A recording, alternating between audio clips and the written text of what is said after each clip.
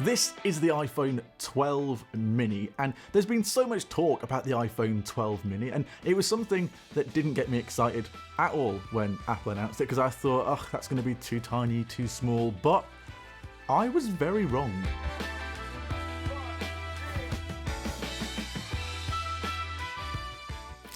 This is the iPhone 12 mini, and this was a phone that I wasn't excited about at all until I started to use it, and now this is one of my favourite iPhones that Apple have ever released.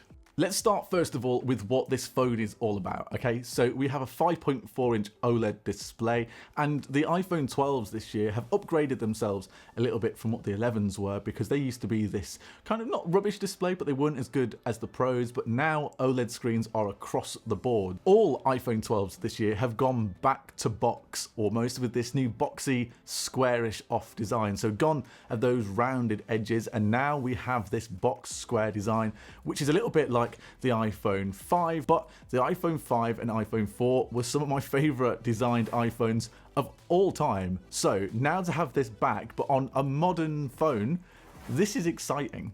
One of the main concerns of getting a smaller phone like this is the battery size in anything that is this tiny. So Apple have packed this with just over a 2,200 milliamp hour battery, and the concern is that will it last a whole day? Can it last a whole day? And I suppose it depends on how you use your phone. So if you use your phone and you're on it every single second of the day, then it's never going to last you a day at all. Like, it might last you to maybe 5 o'clock in the afternoon, and you'll have to keep a charger close to you. But if you use your phone like an average normal person, then it can last you a day if you go into like low power mode. But if you're not on it and gaming and taking loads of video and downloading huge files and using 5G all the time, then you should be all right.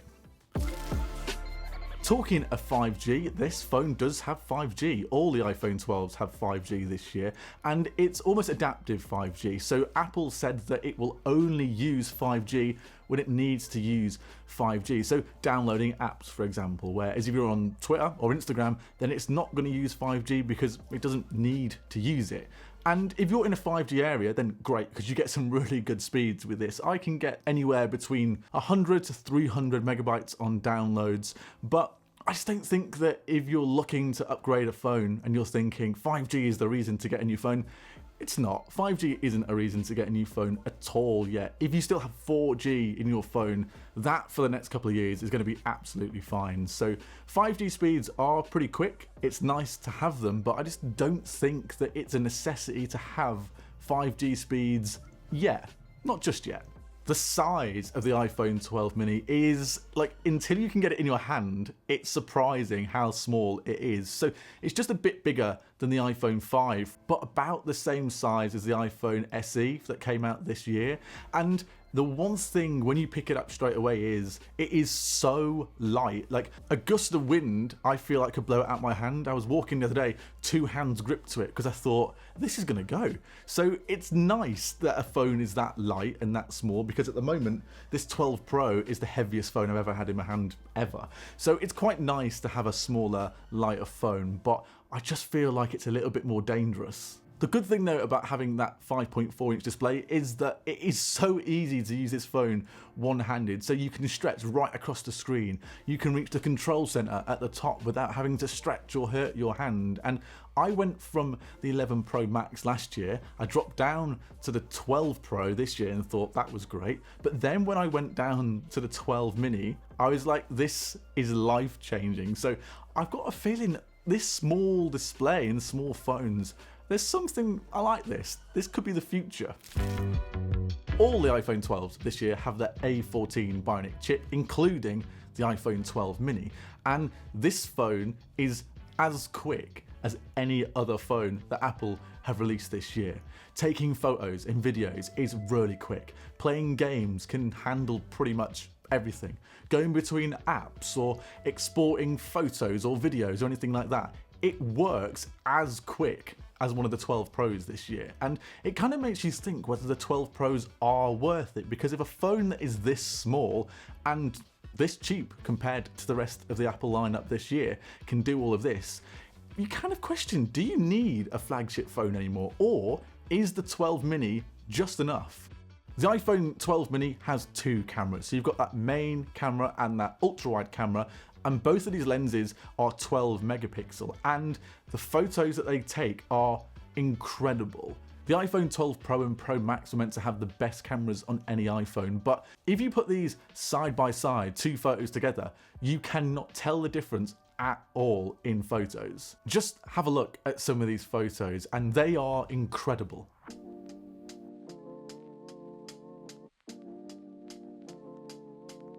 There's been a few times where I've missed having that telephoto lens where I've needed or wanted to zoom in on something, but I kind of feel like I've used that ultra wide on this phone a little bit more than I've wanted to use the telephoto.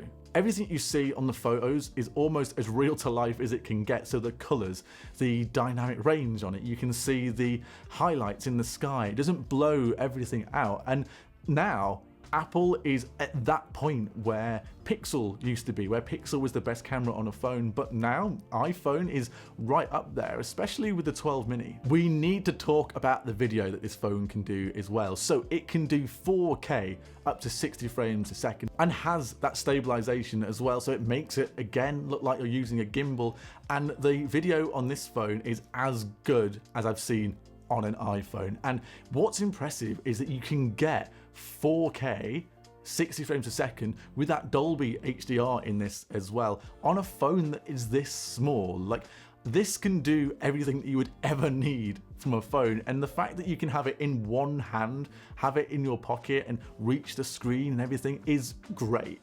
Everything that this phone can do for the video is amazing. There's nothing I can say that makes this bad. There's no negatives about this camera, especially in the video, because it is just excellent. Watching any sort of content on this phone, if you're watching Netflix or YouTube, because of that OLED screen, looks really good. And there are two speakers. Of course, you have that speaker on the bottom and then up at the top in the earpiece as well.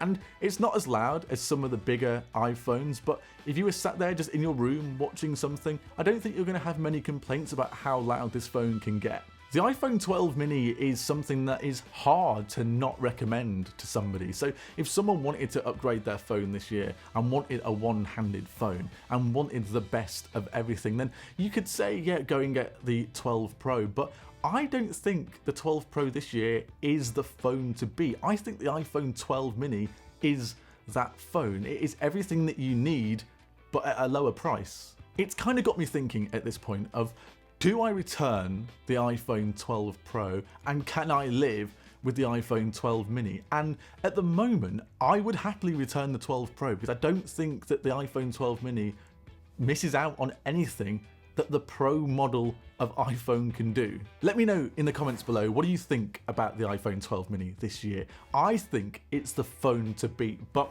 what do you think? So maybe this year the iPhone 12 Pro is a no. And the iPhone 12 mini, maybe that's the future.